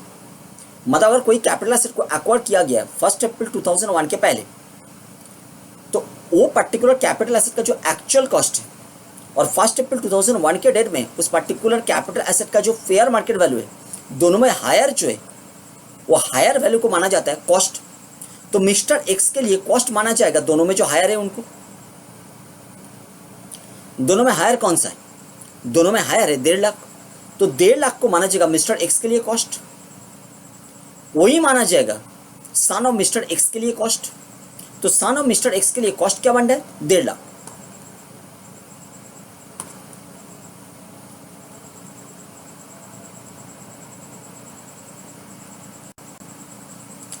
बट ये तो सन ऑफ मिस्टर एक्स के लिए कॉस्ट है। बट सेक्शन 51 अगर इसके ऊपर एप्लीकेबल होगा, मतलब इस पर्टिकुलर कैपिटल एसेट के रेस्पेक्ट में 2014-15 के पहले एसएससी ने advance money receipt and return किया है कि नहीं किया है? किया है। एसएससी कौन है? एसएससी है सन of mister x. Mister X ने जो एडवांस मनी रिसीव किया था उसको हम हटा रहे हैं कैलकुलेशन से। But sun of mister X ने कौन कौन सा advance money receipt and forfeit किया था? नंबर 1 ये 30,000, नंबर 2 ये 50,000। जो ट्रांजैक्शन का फ्लो हमने आपके सामने प्रेजेंट किया उसमें 3 बार advance money receipt and forfeit हुआ था। उसमें से 1 बार प्रीवियस ओनर ने किया था और 2 बार करंट ओनर ने किया। 2 बार में से 1 बार 2014-15 का पहले का इंसिडेंट है। ये जो 9-10 वाला इंसिडेंट है ये ऑब्वियसली 2014-15 प्रीवियस ईयर के पहले वाला इंसिडेंट है। तो ऐसा advance money receipt and forfeited को हम लोग कॉस्ट से लेस करते हैं for the purpose of computing cost of acquisition as per section 51। तो 51 में जो कॉस्ट ऑफ एक्विजिशन हम लोग कैलकुलेट करते हैं उस पर्पस में कॉस्ट से हम लोग advance money receipt and forfeited को लेस करता है, डिडक्ट करता है। अगर advance money receipt and forfeited SSC ने किया था और वो भी किया था 2014-15 प्रीवियस ईयर के पहले, तो ऐसा हुआ है, इसलिए हम लेस करेंगे। कौन सा अमाउंट को लेस करेंगे? 30,000 को लेस करेंगे। तो 30,000 को हम लेस करने के बाद जो 1,20,000 का फिगर रहेगा, 1,20,000 का फिगर इंडेक्सेशन होगा कि नहीं होगा? ये तो कॉस्ट ऑफ एक्विजिशन निकल के आ गया। कॉस्ट था 1.5 लाख, उसमें से 30,000 advance money receipt and forfeited by SSC before 1 April 2014, इसलिए वो लेस हुआ कॉस्ट से। तो कॉस्ट ऑफ एक्विजिशन खड़ा हो गया 1,20,000। अभी वही 1,20,000 तो कॉस्ट ऑफ एक्विजिशन है। इस कॉस्ट ऑफ एक्विजिशन को इंडेक्स करने का जरूरत है क्या? अब बताओ मुझे, सन ऑफ मिस्टर एक्स के लिए पीरियड ऑफ होल्डिंग क्या माना जाएगा? सन ऑफ मिस्टर एक्स के लिए पीरियड ऑफ होल्डिंग 7-8 से 19-20 माना जाएगा क्या? क्योंकि उन्होंने 7-8 में क्या किया था? 7-8 में उन्होंने गिफ्ट रिसीव किया था। तो 7-8 से 19-20 माना जाएगा क्या? आप बोलोगे नहीं सर ऐसा नहीं होगा, क्योंकि सेक्शन 2 क्लॉज 42A के नीचे जो एक्सप्लेनेशन था, एक्सप्लेनेशन 1, उसके नीचे जो क्लॉज 1 था और क्लॉज 1 के नीचे जो सब क्लॉज बी है वो सब क्लॉज बी बता रहा है। इतना क्लॉज सेक्शन आपको याद रखने का जरूरत नहीं है, रेफरेंस के लिए बता रहे हैं। एक्सप्लेनेशन सेक्शन 2 क्लॉज 42A के नीचे जो एक्सप्लेनेशन 1 है और एक्सप्लेनेशन 1 के नीचे जो क्लॉज 1 है और क्लॉज 1 के नीचे जो सब क्लॉज बी है, सब क्लॉज बी बता रहे हैं प्रीवियस ओनर का पीरियड को भी लेना पड़ेगा करंट ओनर का पीरियड ऑफ होल्डिंग कैलकुलेशन में। मतलब तो ये हम लिख देंगे long term capital gain. computation of capital gain long term of son of Mr. X for the previous year 1920 relating to the assessment year 2021. तो इधर हम लिख रहे हैं index cost of acquisition, index cost of acquisition,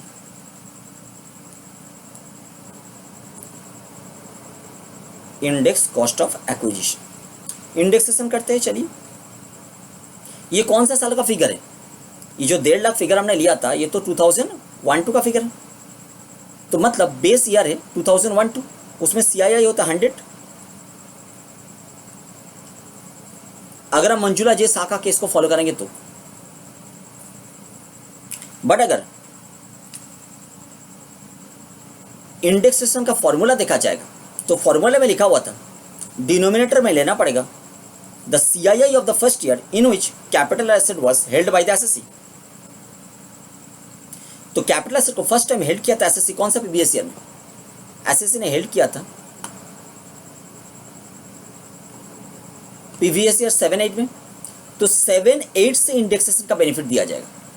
अगर मंजुला जे शाह का case को follow करेंगे तो 2001-2 से इंडेक्सेशन का बेनिफिट दिया जाएगा, बट मंजुला जे शाह का केस को फॉलो नहीं करेंगे,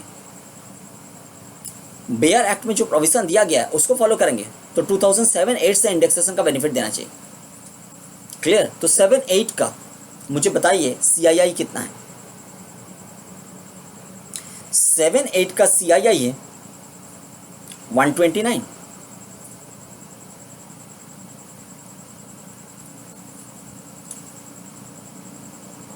तो अगर मंजुला जे शाह का केस को फॉलो किया जाएगा तो 100 लेना पड़ेगा, और नहीं तो 129 लेना पड़ेगा। नीचे नोट में अजम्पशन देना पड़ेगा और उसी हिसाब से आंसर में डिफरेंशिएशन आ जाएगा। क्लियर? ऊपर में क्या लेंगे? ऊपर में लेंगे CII of the transfer year, मतलब 2018-19-20 का CII। 2019-20 का CII कितना था? 289। बात क्लियर है? अभी कैलकुलेशन का बाद यहाँ पे जो फिगर आएगा लिखेंगे, फिर ये हो जाएगा gross long term capital gain. बात यहाँ तक क्लियर है? आप बोलोगे सर ये 20,000 को आपने टैक्सेबल नहीं किया, ये टैक्सेबल तो होगा नहीं ना, ये टैक्सेबिलिटी से बाहर रह जाएगा। टैक्स अवॉइडेंस किया गया है 20,000 के रेस्पेक्ट में, बट ये जो 50,000 है 50,000 के रेस्पेक्ट में टैक्स ट्रीटमेंट किया जाएगा। ये 50,000 को हम लोग चार्ज करेंगे, लिख के दे रहे, chargeable under the head, uh मतलब under the head income from other sources as per section 56 subsection 2 clause 9, as per section 56 subsection 2 clause 9 in the previous year, जब एडवांस मनी को फॉरफिट किया गया था। फॉरफिट कब किया गया था? रिसिप्ट एंड फॉरफिटेड एक ही प्रीवियस ईयर में हुआ था 15-16, जो कि 14-15 एंड उनके बाद वाला प्रीवियस ईयर। 14-15 एंड उनके बाद वाला प्रीवियस ईयर में अगर advance money receipt and forfeited दोनों इंसिडेंट हुआ है तब क्या होता है? तब हम लोग advance money receipt and forfeited को सेक्शन 56 सबसेक्शन 2 क्लॉज 9 में चार्जेबल कर देते हैं under that income from other sources. तो प्रीवियस ईयर होगा 2015-16। तो 15-16 प्रीवियस ईयर में 50,000 टैक्सेबल हो जाएगा सन ऑफ मिस्टर एक्स के हाथ में under the head income from other sources as per section 56 subsection 2 clause 9। तो 50,000 को हमने टैक्सेबल कर दिया, 30,000 को हमने इनडायरेक्टली कैपिटल गेन हेड में टैक्सेबल कर दिया, और 20,000 को हमने कुछ नहीं कर पाए। ये टैक्स का स्कोप से बच गया, अवॉइडेंस होगी। बात यहाँ तक क्लियर है?